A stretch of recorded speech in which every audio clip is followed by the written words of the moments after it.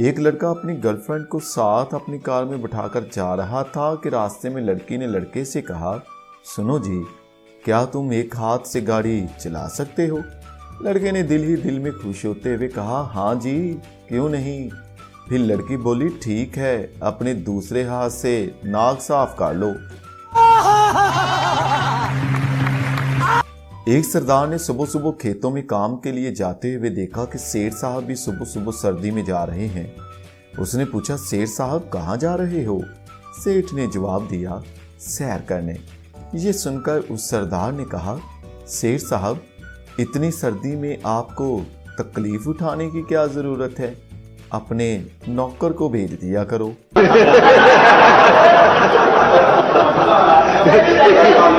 शादी की सालगिरह पर बीवी ने अपने शोहर से कहा, आपने पहली सालगिरह पर मुझे लोहे का बेड बनाकर दिया था, अब इस साल क्या देने का इरादा है? आदमी आगे से बोला, बस अब इस बेड में करंट जोड़ने का इरादा है।